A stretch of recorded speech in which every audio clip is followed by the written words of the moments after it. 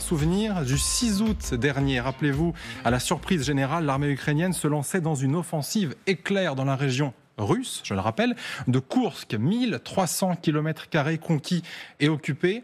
Sauf que depuis, qu'est-ce qu'il reste de tout ça ? Eh bien, regardez, Kiev a perdu 50% de ce qu'elle avait réussi à capturer. Ce que vous voyez ici en bleu, c'est ce que l'Ukraine a encore aujourd'hui conservé au moment où nous nous parlons. Et puis ce qui est en rouge, vous l'aurez compris, c'est ce que la Russie a repris depuis plusieurs semaines. Alors, comment a-t-elle fait cela ?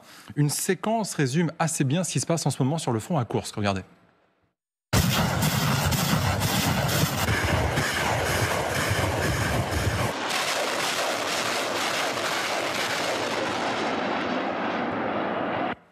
Éloquent. Et surtout, on ajoute à cela le fait que selon les renseignements américains, cités par Bloomberg bien sûr, l'Ukraine risque de perdre tout le territoire de Koursk dans les prochains mois. Est-ce que vous le voyez comme ça aussi, Général ? Est-ce que selon vous, vu le chemin qui est en train de prendre le front à Koursk, ça veut dire que l'Ukraine n'aura plus rien dans quelques semaines, quelques mois ? Alors là, je crois que c'est un peu trop tôt pour le dire. Ah. Bon, véritablement. Lueur d'espoir. Oui, mais c'est pas forcément de l'espoir. Il faut observer ce qui se passe. Ce que je peux vous dire, c'est qu'ils ne seront pas évacués du territoire russe à la fin de l'année 2024, comme l'avait annoncé Vladimir Poutine, oui. ni en février. En temps, il reste 6 jours. C'est encore. Il faut observer ce qui se passe dans les prochains mois, et vraisemblablement pendant une partie de l'année 2024, parce que pour reprendre les 50% qu'ils détiennent encore, ça va pas se faire en 2 minutes. On regardait un petit peu la difficulté avec laquelle ils arrivent, les Russes arrivent à conquérir quelques portions de terrain, des fois quelques centaines de mètres.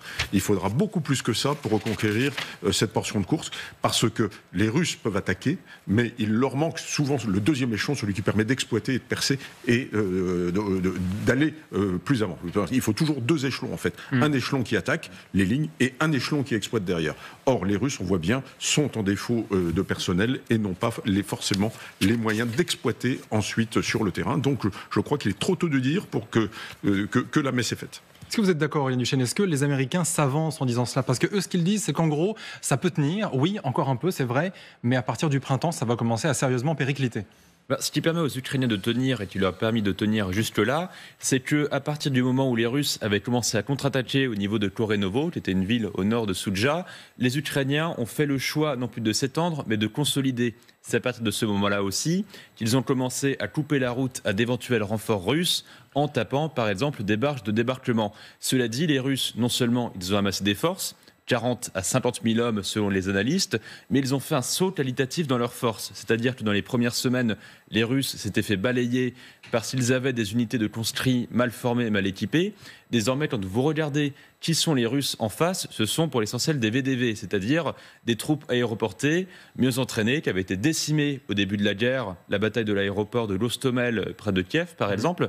Donc les Russes ont quand même fait un saut qualitatif. Oui. Et enfin, côté ukrainien, ce qui peut leur permettre de tenir assez longtemps, vous prenez les unités qu'ils ont, la 22e brigade et la 88e brigade mécanisée, ce sont non seulement des brigades qui ont par exemple des véhicules blindés Stryker américains, des chars britanniques Challenger 2, ça montre non seulement, déjà qu'ils peuvent tenir, mais surtout le fait qu'ils soient réapprovisionnés de ce genre d'équipement montre qu'il y a une volonté de tenir à minima, je pense, jusqu'en février. Pourquoi ? Parce que si c'est le moment où commence le dur des négociations, Trump étant investi à partir du 20 janvier, ce sera une humiliation évidemment pour les Russes de démarrer avec une perte de territoire. Sauf Samantha Bendern que justement Vladimir Poutine, il l'a dit très clairement, il ne négociera rien tant que Koursk n'est pas récupéré. Est-ce que ça veut dire que finalement, si Koursk devait en effet revenir aux mains des Russes, ce serait en fait la meilleure chance possible pour des négociations ?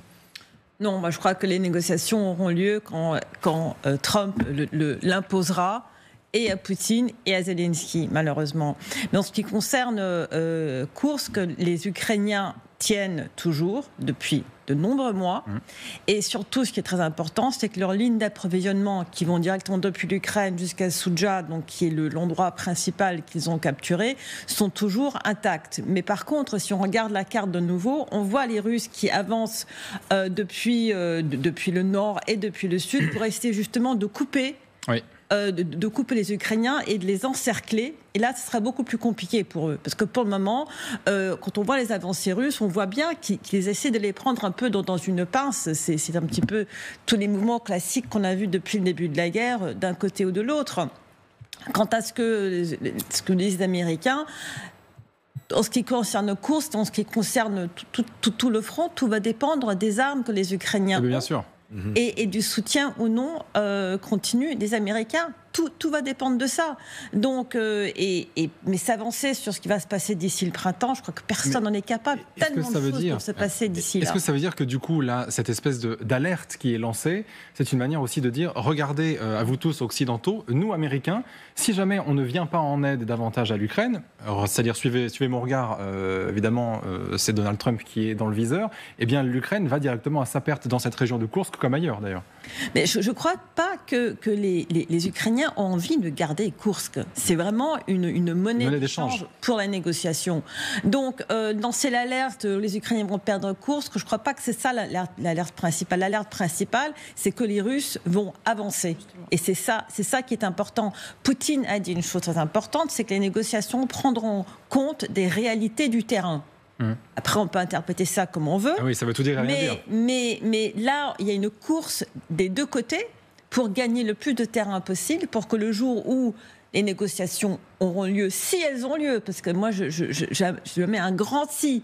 Je crois que Trump lui-même se rend compte des difficultés qu'il y aura à négocier. Mais admettons qu'elles aient lieu, eh bien, chaque côté veut le plus de terrain sous son contrôle possible. C'est ça qu'on est en train de voir à Koursk et partout ailleurs sur la ligne de front. Ludmila Totieva. Oui, on sait que justement il y avait beaucoup de critiques de cette opération de Koursk. Pourquoi justement envoyer les brigades super bien équipées, alors que c'est si dur sur le front à l'Est. Justement, parce que les Russes continuent de pousser sur le front l'Est. Il ne faut pas non plus négliger cette réalité-là. Mais je pense que vu qu'on n'est pas sûr à 100% quel était le but initial en fait de justement cette opération de Koursk, il y a plusieurs hypothèses. Et dans cette hypothèse, c'est par exemple le gain territorial et une sorte de levier important dans le cadre de négociation, mais aussi, moi je trouve que ce que les Ukrainiens ont pu démontrer, c'est qu'on peut aller sur le territoire russe, mener les opérations avec l'équipement occidental sans se prendre des bombes nucléaires que Poutine menaçait de justement on a quand même pris un Oreshnik en Ukraine. Oui, mais encore une fois... C'est pas cette générale, c'est comme une réalité. Non, mais il y a eu un Oreshnik qui a été lancé. En guise d'avertissement, peut-être. En guise d'avertissement, qui n'avait pas de charge explosive visiblement. Et lorsque on a commencé à lancer des attaques MS sur le territoire russe, il a dit vous allez voir ce que vous allez voir, ce que vous allez voir. Ouais. Et puis en fait, il y a eu un bombardement tout à fait classique avec des drones, avec d'un peu de tout, mais il n'y avait pas d'Oreshnik. L'Oreshnik, je pense que c'est un peu l'Arlésienne aujourd'hui. Il n'est certainement pas produit en série. Et donc aujourd'hui, il nous menace d'une arme qui doit être un démonstrateur ou qui sont en train de finir de mettre au point, mais ils ne le font pas en série. Pardon, je vous ai interrompu. Juste ça pour dire que, effectivement, sur la région de Koursk, les Ukrainiens, on peut le garder jusqu'à ce qu'on nous le donne les moyens et jusqu'à le moment où il y a le but de le garder. Si un jour on voit qu'il n'y a plus la raison de le faire, parce que c'est quand même des moyens assez considérables, je trouve que ce jour-là, il pourrait venir. C'est la question que j'allais vous poser. Et je la poserai aussi au général, mais est-ce que vous pensez que l'Ukraine, à un moment, peut faire le choix de battre en retraite ? Parce que typiquement, on ne l'a pas fait à Bakhmout et on a vu que ça a coûté beaucoup de soldats à l'Ukraine. Écoutez, c'est autre chose quand c'est votre territoire à vous, c'est-à-dire c'est notre territoire ukrainien la donne est différente.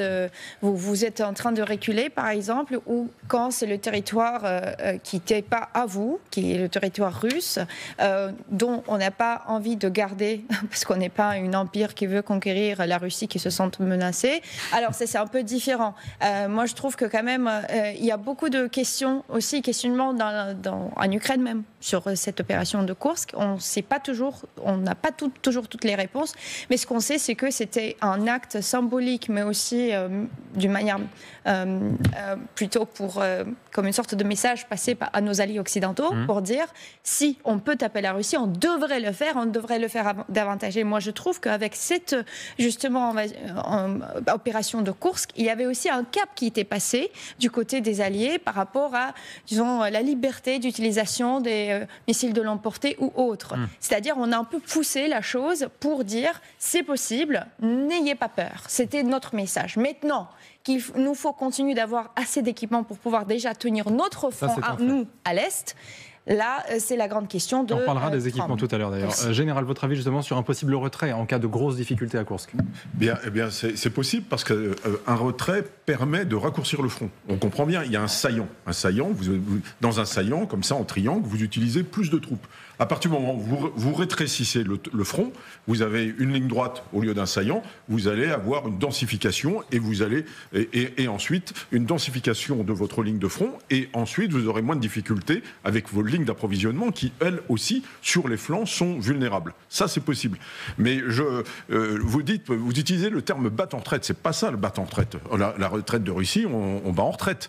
En 1940, juin 1940, on bat en retraite. Pardonnez-moi, j'ai pas les termes exacts. Non, alors le terme exact, moi je vais vous dire, parce que on n'en parle pas suffisamment. Les Ukrainiens ont des manœuvres. D'abord, ils manœuvrent, et c'est parfaitement coordonné. C'est quelque chose de coordonné. C'est pas des retraites en désordre, etc. C'est-à-dire quand ils s'en vont, c'est qu'ils l'ont décidé. Et ça s'appelle sur un terme militaire qui s'appelle du freinage.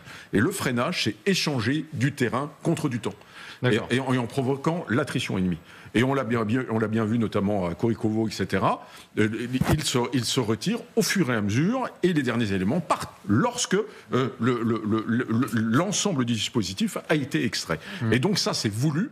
Donc on leur dit, vous tenez tel jour jusqu'à telle heure. Alors c'est bien sûr toujours une position de faiblesse, il n'y a aucun doute, par rapport à la puissance russe, mais n'oubliez jamais que c'est parfaitement voulu et c'est parfaitement coordonné, et donc ça n'est pas une retraite, c'est simplement on échange du terrain quand on voit qu'on ne peut plus tenir pour gagner du temps et provoquer une attrition sur l'ennemi. Et ça s'appelle de la manœuvre. Ça s'appelle de la manœuvre. Parce que tout jusqu'à présent, du côté des Ukrainiens, eh bien, il n'y a aucun mouvement de panique. Je veux leur dire, leur retrait sur toute la ligne du front, 1200 km, est toujours planifié, coordonné, et se fait dans l'ordre et la discipline. Et ça, c'est pas facile à faire, croyez-moi. Entendu. En tout cas, il y en a un, Vladimir Poutine, qui bien sûr, depuis un petit moment, commence à dire vous, les troupes russes, chargez-vous de nous débarrasser de Koursk, justement, de ces troupes ukrainiennes. Écoutez. Je ne peux pas vous donner de date précise, mais nos gars se battent. Je ne comprends pas vraiment l'intérêt qu'il y ait pu avoir à s'installer dans la région de Koursk pour les forces armées ukrainiennes. Mais je peux vous assurer que nous les battrons.